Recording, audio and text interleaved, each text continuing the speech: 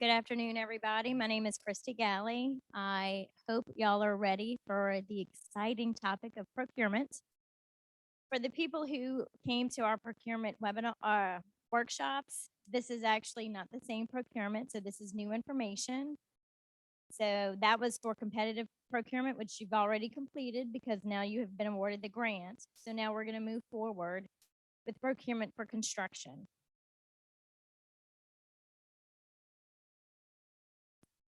So quickly, we're going to go over the types of procurement. The first type is a micro purchase. This is for a purchase that's under $10,000.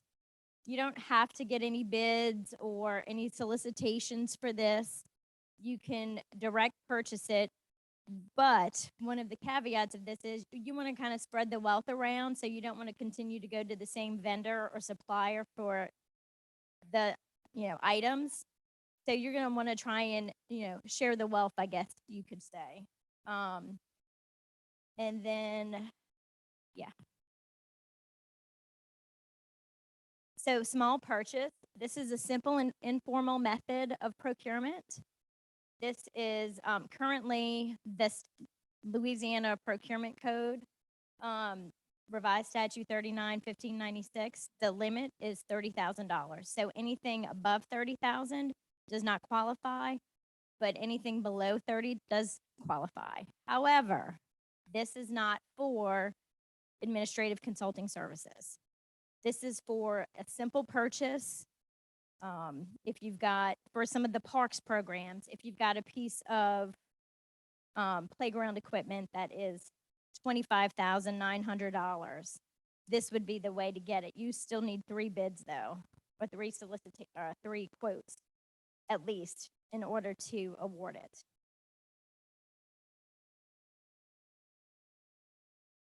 So this should not be used if you have a scope. This is a small purchase as well. So if you have a scope of service or anything that is, detailed specifications, this is not the method of procurement that you're going to use. And then you need to break down the requirements aggregating more than the small purchase. You can't break down. So if you have something that's $35,000 and you can put it into pieces, so you can do like one's 15,000, one's 5,000, one, I don't know, my addition is 20,000. You can't do that. It all has to be one unit. So you wouldn't be able to do the small purchase in that respect. And then there's sealed bids. So this method of purchase is costing more than $30,000, and this is typically for the construction contracts that we do for our project. You need to have 2 or more responsible bidders. I know there's a lot of issue with getting multiple bids right now, so we'll work with you on that. But you have to initiate the bid by publicizing it and advertising for bids, and it must be solicited from an adequate number of suppliers. So the sealed bids, you must hold a public bid opening at the time and place that is set in the advertisement. You must have a written review criteria and tabulation of bids for the selection. The contract must be awarded to the lowest bidder. It must be a firm fixed price contract, which we will talk about. And any or all bids may be rejected if there is sound documented reason. So a contract dealing with the scope of work and the terms of compensation would be executed.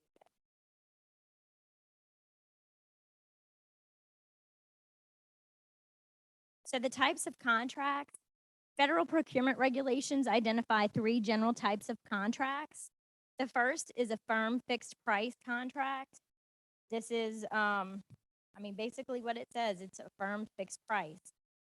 So it requires delivery of products or services at a specified price, and it's fixed at the time of contract award. So if you have something that is, maybe the playground equipment, that when you purchased it, it was $25,000 or $30,000.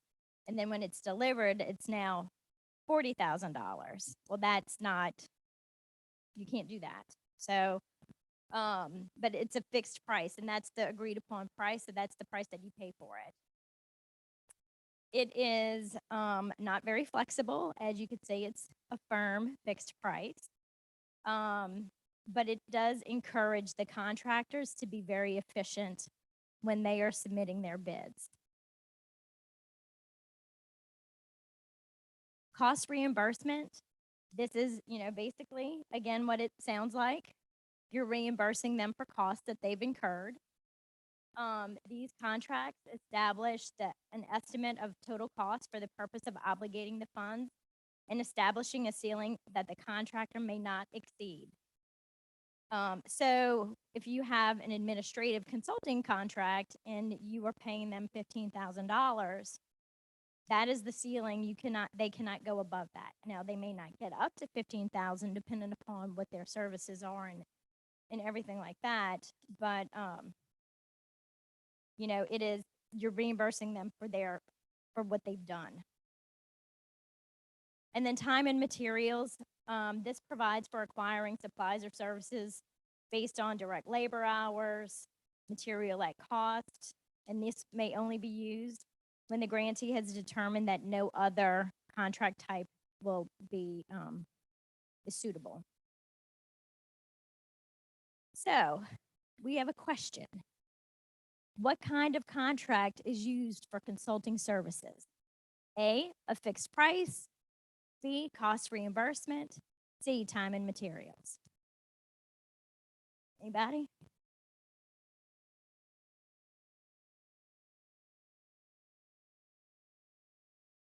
It is B. My friends in Wilson knew because they've been to my procurement seminar. Oh, I got fancy. Okay, so contract prices. So the contract prices, so this is the lump sum price.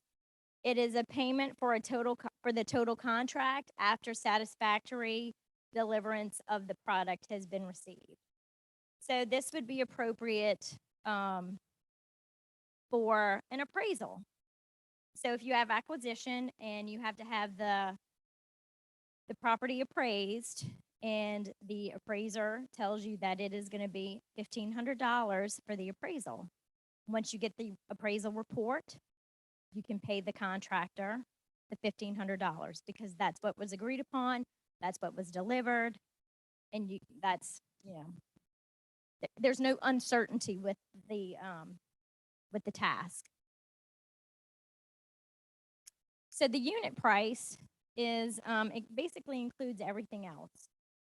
So for definable work products or deliverables whose value can be expressed as a single price inclusive of all production costs, for contract tasks or items that will be needed in 2 or more iterations at the same agreed upon price. The contractor agrees to bear all the risks and cost variance in producing or performing the contract tasks or items at the agreed upon price per unit and for quantities specified. So for fixed price, there's no change in quantities permitted for fixed price contracts. I did hand out a procurement handout. Does everybody have it? Okay, y'all weren't in the room yet, so I just put it where I thought people were. So if you don't have it, just let me know. We have more. So, and then billable hours. So this is again exactly what it says. You're only going to pay people for the hours that they are billing you for. It's mostly personnel and compensation for personnel and maybe some overhead costs and things of that nature.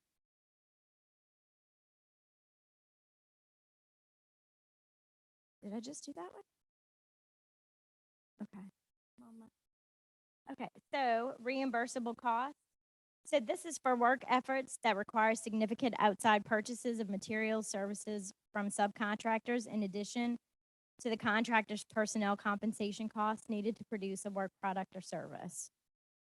So this, sometimes the admin consultants have to go out on to the job site and do interviews for labor compliance. This is the case, if they have to go, they go in for one day and not everybody is there, and they have to go another day. So you have to, pay for those separate times.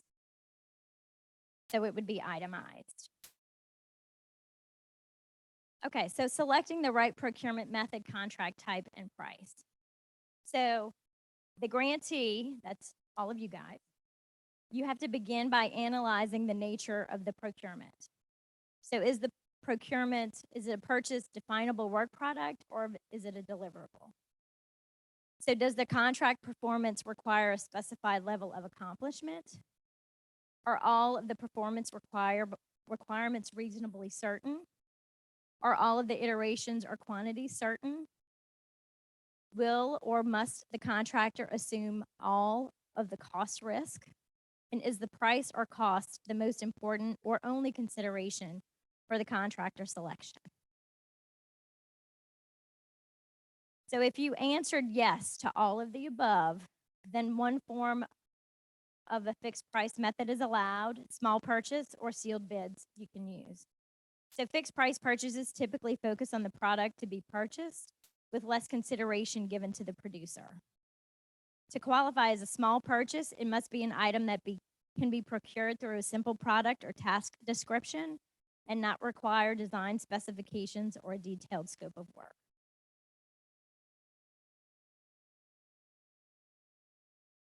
So typically for a small purchase, it's a single payment made upon completion or delivery.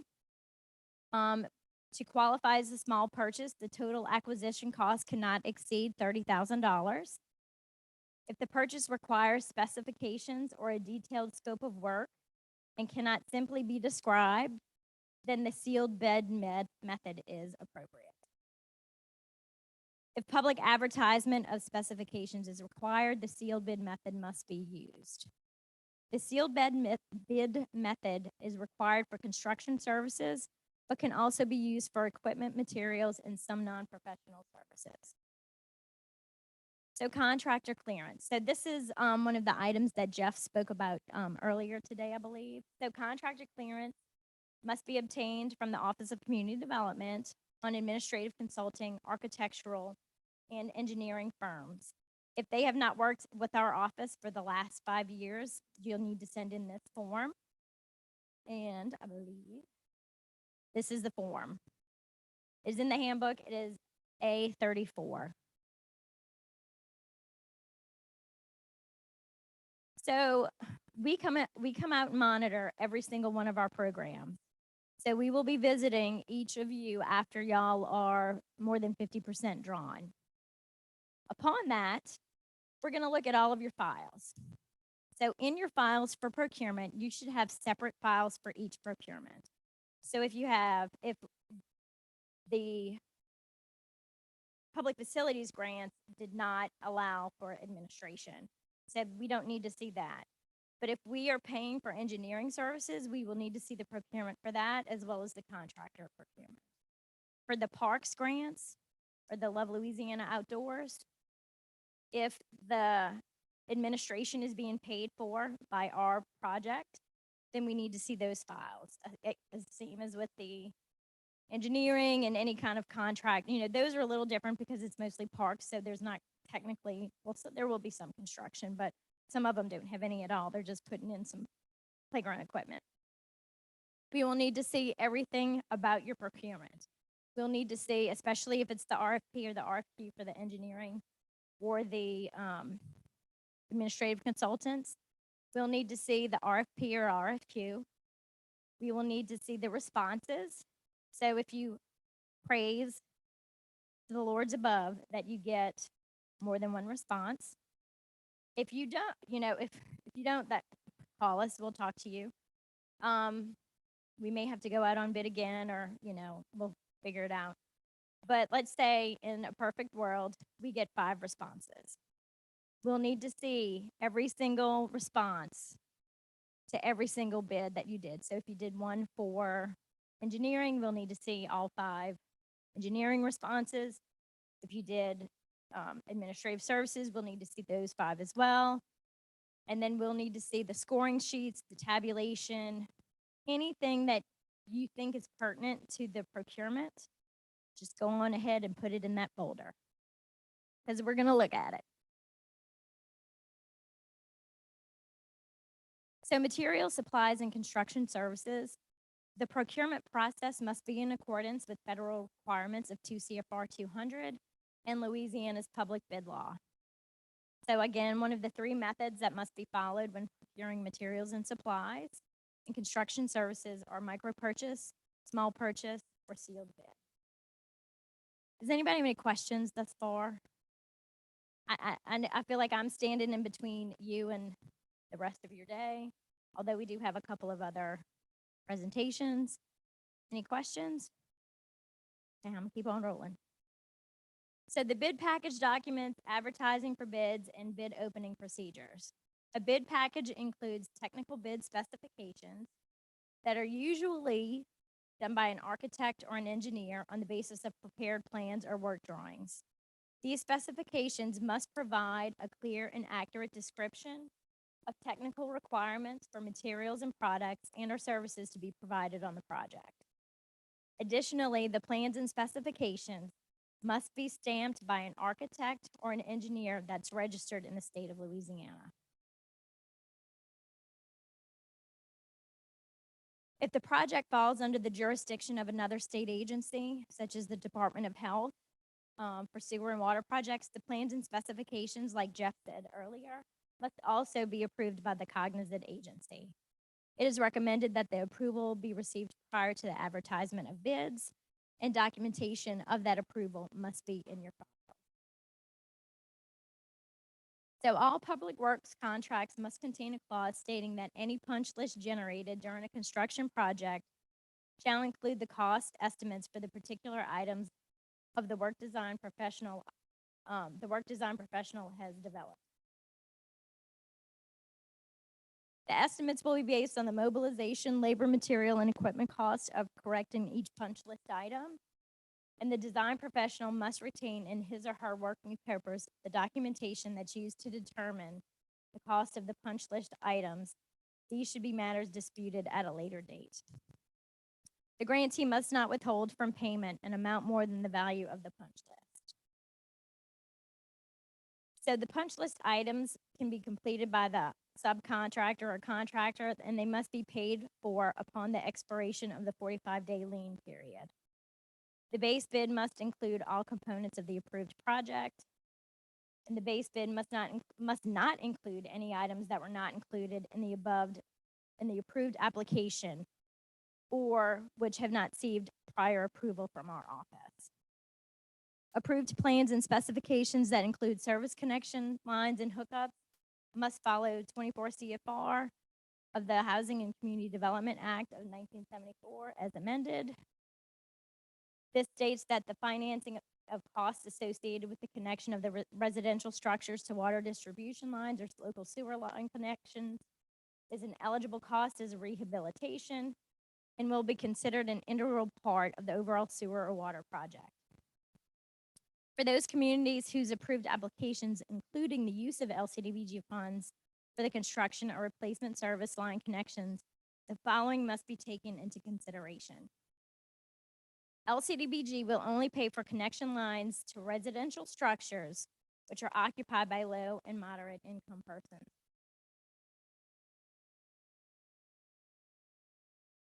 Both renter and owner occupied units are eligible, provided they are low to moderate income. And although the LCDBG funds cannot be used to finance the cost of connection lines to homes occupied by persons above the low to moderate income limits, the grantee must adopt and enforce a procedure that will ensure that all residences are hooked up to the utility system. This is necessary to meet the project impact certification, and the project will completely remedy the issue and the problem that you have applied for. So also residents cannot be counted as beneficiaries of a project unless they are connected to the utility system. In order for low to moderate income persons to qualify for the financial assistance to pay for the construction or the replacement of service connection lines under our program, all applicants must first complete an application provided by the local government regarding the income status of persons in the family. So this is the application that the people will need to fill out. Or- yeah. So public bid law. How are y'all doing? Y'all doing okay? I know it's gripping, isn't it?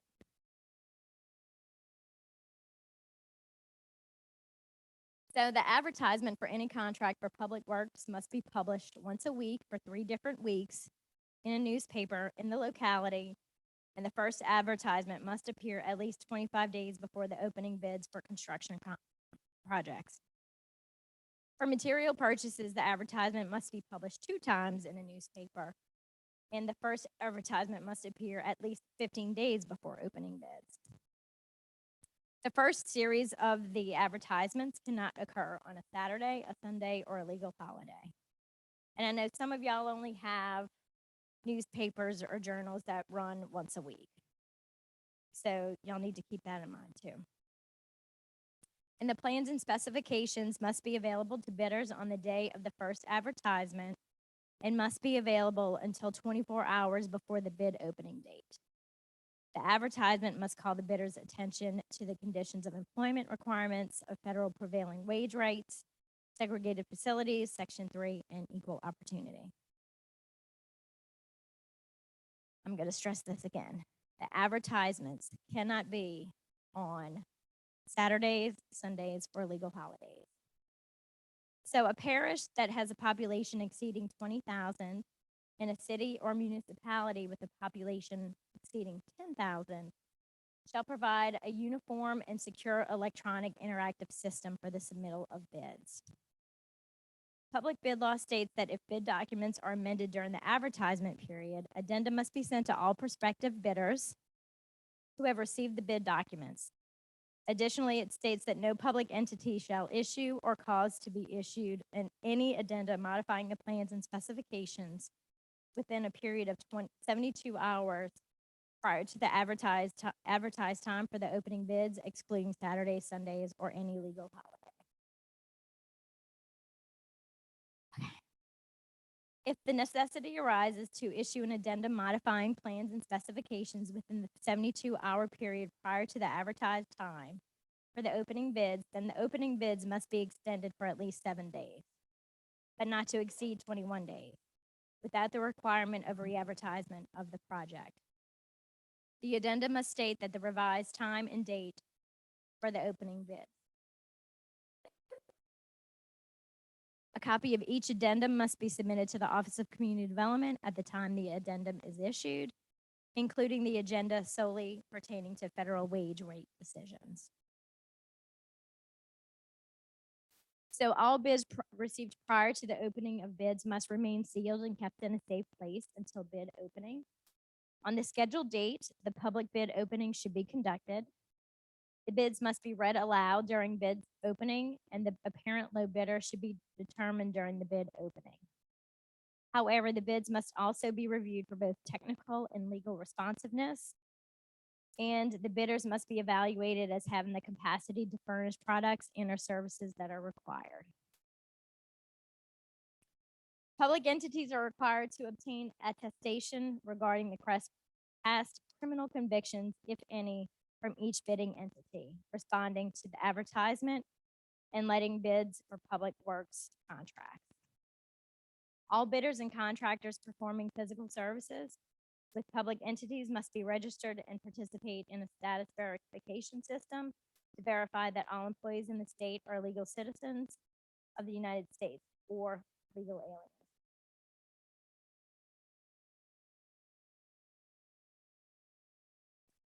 Sometimes, and right now it's happening a lot, the bids are exceeding the cost of the contract that has been provided. Do not fret. There are some things that you can do. So you can, number one, you can reject all of the bids, which is not really a great thing, but sometimes we have to. The engineer and architect will then perhaps revise the plans and or specifications in an effort to lower the cost of the project. It is imperative that you get with Jeff Tessier to be consulted as to any proposed changes to the plans and specifications. and a revised set of plans and specs and an updated cost estimate may be required to be submitted for review and approval prior to re-advertising the project. Number two, you can make up the difference between the available funds and the amount of the lowest bid through the reallocation of the CDBG funds. If reallocation of CDBG funds is involved, you have to contact us concurrence and to ensure that the reallocation does not affect the project's eligibility status. So y'all are scored on specific things. If you change something, that could affect your score and it could drop you down below the scoring threshold. So we need to be really, really careful if that's going to be something that you choose to do. The third thing you can do is make up the difference between the available funds and the amount of the lowest bidder with other sources of funding, such as local funds. Because I know y'all have a ton of money just sitting around waiting to be spent. That's always not going to be the case. And in many instances, it's not. So you could also enter into a contract with the low bidder for the amount of the bid and execute change orders to bring the cost project within the allocated funds. The grantee must investigate how exercising this option would affect other bidders prior to awarding the contract, and OCD must approve all change orders. Finally, you get to award a contract. The contracts must be awarded to the lowest responsible bidder in accordance with Louisiana public bid law. Discretion has been given to public entities to determine bidder responsibility. A court decision has concluded that in determining bidder responsibility, the public entity may look to financial ability, skill, integrity, business judgment, experience, reputation, quality of previous works, and other factors that the bidder could have successfully performed the project. So if the grantee proposes to disqualify a bidder on the grounds that the bidder is not a responsible bidder, it must, one, give written notice to the proposed disqualification to the bidder and include a notice of all reasons why they're being disqualified. And two, give the bidder the opportunity to be heard at an informal hearing at which the bidder is afforded the opportunity to refute the reasons for the disqualification. So this is the form for the verification for contractors bonding insurance. This is A40. The successful bidder must be cleared by the Office of Community Development. Once the bidder is accepted and the contract has been awarded, the grantee must send a notice of contract award to the Office of Community Development's Labor Compliance Officer. Benicia, is that going to you or is that going to Layla? Okay, so Layla is your girl. So when you have to do this, you can send it to Layla. She's helping Phoenicia out because Phoenicia very, very busy. And then one copy of the certified itemized bid tabulation also needs to be submitted to our office. Following the award of the contract documents and applicable bonding and insurance requirements must be completed and executed. Contract documents include all of the items contained in the bid package, as well as the executed contract, the bid proposal, contractor certifications, and bonding and insurance forms. If you need to, the grantee is going to need to contact the Louisiana Insurance Commissioner's office to determine whether or not the surety company selling the bond to the contractor is licensed to do business in Louisiana. So after you have awarded your contract, you need to have a pre-construction conference to be accomplished immediately upon contract execution to inform the prime contractor of their responsibilities. These responsibilities include labor standards, which we will talk about next, equal opportunity, other state and local provisions, and technical job requirements. Others who must be aware of these responsibilities are the foreman or construction superintendent, payroll preparer, and all subcontractors identified in the bid. Carefully explain to the contractor and subcontractor responsibilities regarding equal opportunity using the list of commonly asked questions as your guide. That is A41 in your handbook. So the requirements for equal opportunity employment opportunity monitoring during site visits should be explained. Any subcontractor not identified in the bid must provide the data necessary to verify eligibility, sign required certifications, and prepare a written Section 3 plan.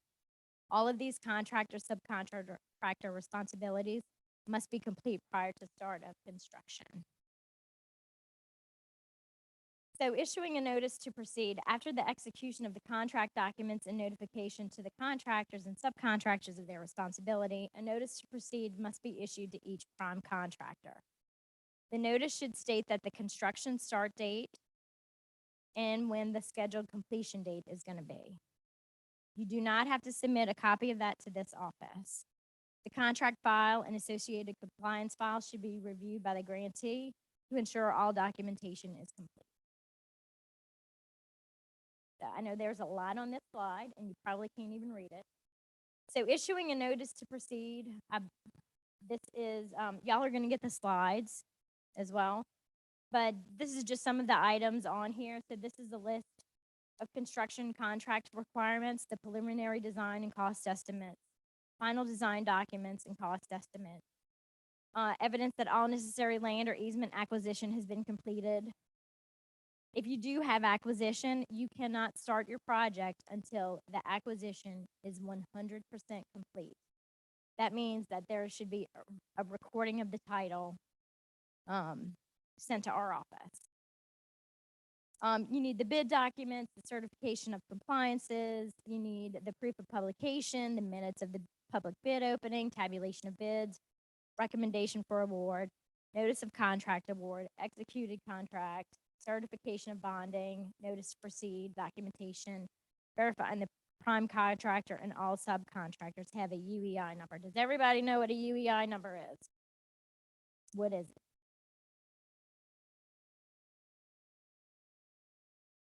Right. It is no longer called a DUNS number. It is a UEI number, and it is not the same. And it is crazy. It's like 15 numbers and letters, and they make no sense, and they're jumbled just to confuse everybody. And then we also need to see an evidence of the project sign. So when we come to monitor, we go drive by we go to the site, and we look for the sign, and we look where the work was, and all that fun stuff. Okay. So construction management. The grantee is responsible for monitoring the construction of the project to ensure that the contractor is operating in compliance with technical specifications and state and federal regulations, maintaining adequate cost and budget controls, and processing the necessary contract changes in order to bring the contract to completion. Upon receiving the notice to proceed, the contractor must submit a cost breakdown showing the amount assigned to each portion of the work. This breakdown must be reviewed by the grantee and its architect or engineer and used as the basis for requests for payment. The breakdown should be submitted to the grantee within 5 to 10 days of receipt of the notice to proceed. During construction, the grantee is responsible for monitoring equal opportunity and labor standard requirements as described in Section B, labor compliance, which is Layla next, and the section for construction management. This may be done by the engineer or architect and should be included in the scope of services, or your professional admin consultants are able to do this as well.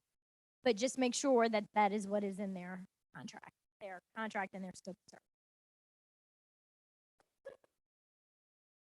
Construction management must include inspection and general supervision of the construction to check the contractor's work for compliance with the drawings and specifications and quality and quantity control.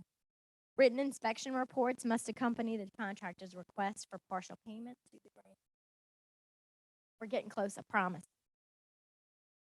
Inspecting and accepting the work, closing out the project, and making the final payment. In accordance with Louisiana Revised Statute 382248, a maximum of 10% retainage on construction contracts, which are less than $500,000, and a maximum of 5% retainage on construction contracts, which are 500,000 or more, can be retained by the grantee. When construction work has been completed, the contractor must certify completion of work and submit a final request for payment. The engineer and architect must make a final inspection and prepare a written report of the inspection prior to issuance of final payment less retainage. Before making the final payment, ensure that the following requirements have been met.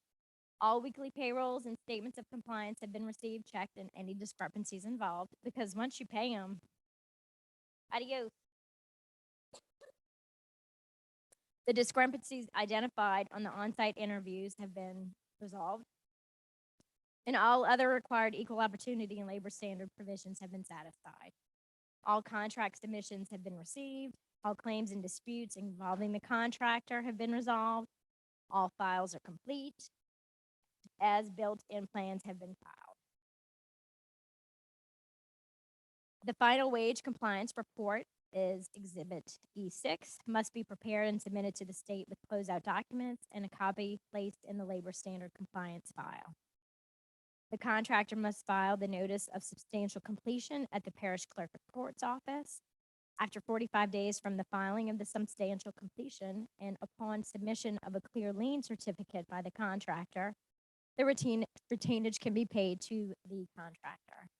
If any claims or liens remain after 45-day lien period, the grantee must take all appropriate action for disposition of the retainage and all claims against the bond in accordance with state law. A comprehensive construction contract checklist is included, and that is A44. I know that is a lot. I apologize. But it is what it is, and it's very important that y'all know procurement. It is something new every single day. But if you have any questions, I know it's overwhelming. It's overwhelming for me. Please contact us. This is our information. Like again, my Christy Galley. We have Denise McGee, who stepped out, and William Hall. We're the procurement trio. So we are here to help you. You can contact any one of us. Doesn't matter who. We collaborate every single day. Thank you very much.